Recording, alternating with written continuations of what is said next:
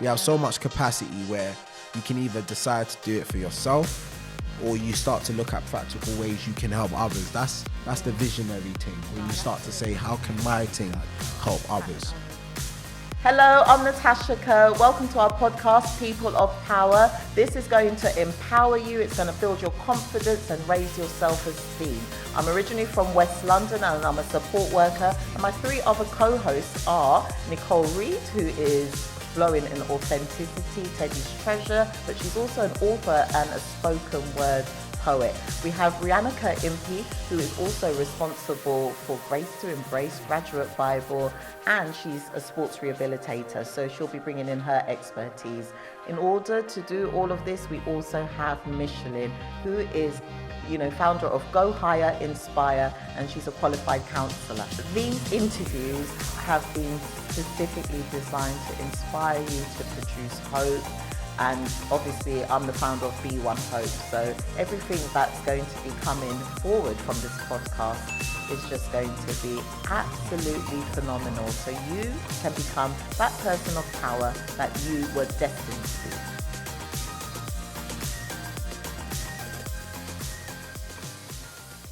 Hi guys. Welcome back to People of Power. So I'm Rianna and I am one of the presenters here, and we are joined with Luke. Still Shadey. What's good? Hi, thank Again. you for thank you for being on today. So guys, as you can see, I'm representing. Looking cute. Come on. Go on. Because I know where the shade there's light and where there's pain there's life. Come on. Right, so little duet just then. Still, I don't know, but you're about to put you on the invoices. Talk to me a little bit about yourself and I guess Still Shadey before Christ. Literally before the shade. Before the this is it. Talk to me. Yeah. So, 24 years old, but obviously the journey's a huge one. Yeah. Before like being really optimistic and really uplifting, I've literally been through everything that the streets have to offer. Wow. The money, the gangsterism, the drugs, the girls, just the culture of having unwitted power. Being young, we were really exposed to a lot of opportunities that were every mother's nightmare. Yeah. You know what I mean? So yeah, and it put me in a shady path that I had to navigate through. So that's why I'm so connected to the young boys that have been in a similar environment. That's why I'm so connected to black youth and really needing to connect with them, because I'm still there. You know what I mean? So I found myself talking a lot about my story in prisons and schools, kind of just sharing the shady part of my life, because that's how you get to the light in the first place. So yeah, man, it's a deeper story. No, I love that. It's deep because it's not all of us that's just gonna be in this light and everything's gonna be bright.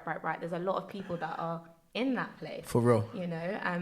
So because you were in that place, how would you say you kind of transitioned from that place to where you are now? Being offered so many opportunities, you find answers that are temporary, pleasurable and beneficial only for a moment, and you find yourself empty again. So the point is that you get to a point where you want to find something that's more fulfilling.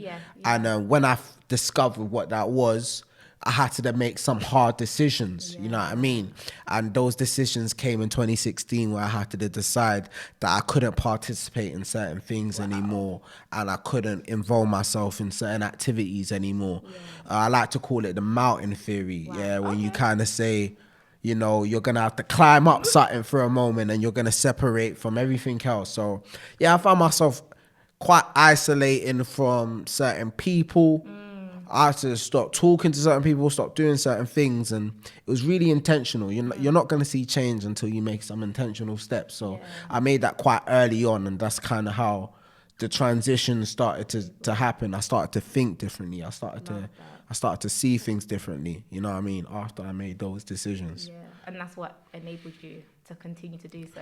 100%. So you're essentially saying you need to have that mindset. You need to be focused, be determined, know that you want to change. Yeah. Because essentially it's like you can't make anybody change. Yeah. I hear my young boys talking about it all the time. Like they're saying like, "Rah, yeah, Shady, I wanna do what you're doing, or I wanna change my life around. I don't wanna be in this environment anymore." Good. But I'm like, open your eyes and look at what's around you. It's the same thing as yesterday. You know what I mean? You don't actually see yourself in a different space. So literally taking that decision to, and it's hard though. I say that with some consciousness, because you know, I look at the opportunities the world are giving young people, and it's really a fight to break out of some of these environments, you know. But you cling on to a mentor, you cling on to someone you want to emulate to be like, and you talk to your family, relatives, and those you can trust, and usually it's those ones or twos that can do a pivotal thing. And it's all that could be the decision, just reaching out, because there are organizations and there are people that are working effortlessly to like make an impact in these young people's lives. So yeah, we're working. I love that. I think there's so many people that's out there that, you know, looking at society, looking at social media, everything is glamorous, everything's amazing, everything. So people essentially want to live that life, but have to do certain things to essentially get it. But like what you're saying, you've been in that shade. It was temporary. It wasn't fulfilling. It wasn't long lasting. There's a lot of people that are searching for hope. People are looking for, I guess, what you've got now, but don't have the means to do so. They don't have people to help them. Even just thinking for myself, linking up with you and Team Obedience and ARC and you know, having those guys around really, I would say, helped me on this journey to do so. So thank you for sharing that. No. Tell me a bit about your organisation and how you guys help you.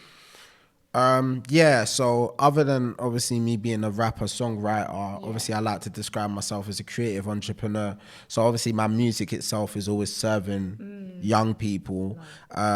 But then it was really important for me with my team to like sort of set up an entity that can, you know, support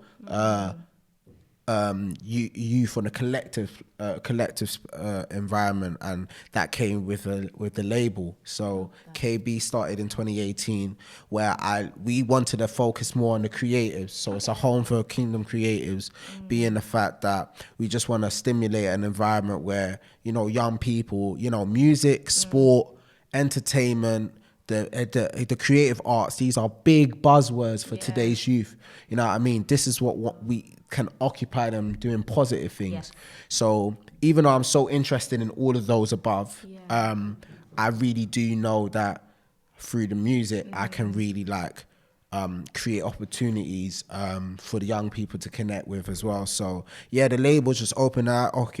We operate through a studio basis, but yeah, just signing artists and just bringing people that want to create music with a positive sound and really want to do something impacting, or even if they're just on a journey to discover how to, you know, that's where KB comes in. And it's in its grassroots stages, but it's been incredible, obviously, to sign myself to the label, be independent to the core, and also bring some artists with me. You said that your organization KB Records do things for the youth.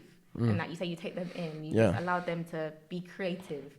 How essentially do you guys do that? So we literally bring them into the studio space, or like even if they can't get to us, we go to them. So it's just like it's just an extending arm to everything Still Shadey is. You know, my music, my art is to bring people into my world. So by setting up workshops, which will include like songwriting processes and even just the business aspect, we start to bring these young people into how to like facilitate their art. So yeah, like even with my writing process, I find myself really like breaking down what I want to achieve in the music. You know, young people, sometimes we can just look at something really it's so big, you want to achieve. So I'll hear one of the young boys saying that, I just want to they just want to talk about their life, but just one part of it. and then really starting to understand your consciousness of saying, okay, what about your life that you want really people to know, and how can you say it? So yeah, that's kind of how my writing process is. So like, what do I want to say? Why do I want to say it? What's affecting me?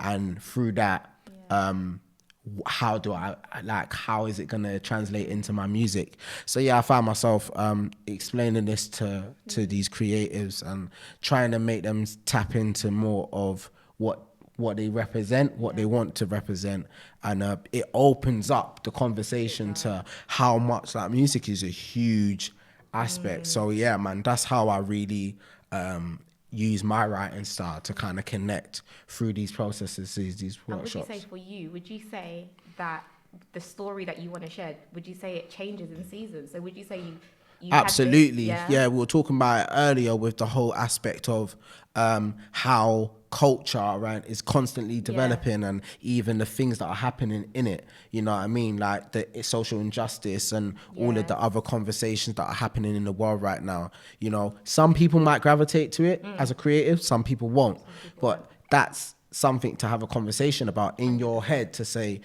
do these things affect me? Do I want to say that? So thinking bigger is so important, and like, touching on these points are even more important. Love that. Thank you. Yeah, man, young king, but we're trying to do the boss moves, man, at the same time. Well, you are, because look, you got me really out here wearing your merchandise or whatever. Yes. Go on, G. No, I love that. No, thank you so much. Thank you for coming on. Thank you for sharing. It's been an absolute pleasure. No, I appreciate it so much, because I feel like you are just so positive. You're just bold. You're courageous. The fact that you even stepped out, created KB, that is huge. It was a mad feeling, you know. It was a mad feeling to start KB at this part of my career, being the fact that I was really in a pivotal stage where I need to be focusing on me. But there was just this burden inside me. I really love and emulate Stormzy. I love what he stands for and how he uses his platform to help so many others and many other artists alike. So I really know that there is a capacity, and whoever's listening, we have so much capacity where you can either decide to do it for yourself, or you start to look at practical ways you can help others. That's the visionary thing, when you start to say, how can my thing help others? So yeah, when I grow, the bigger we get, it's everyone that's getting big with me. You know what I'm saying? Well, I'm there. I'll be supported from the get-go. Wow. Much love, but thank you for having me. Thank you for coming on. Thank you for joining People of Power podcast. I hope you enjoyed the content today. For more empowerment, self-esteem and confidence building sessions, please like, subscribe, follow on YouTube, which is B1 Hope page, or just follow us on the podcast for People of Power. The links are down below.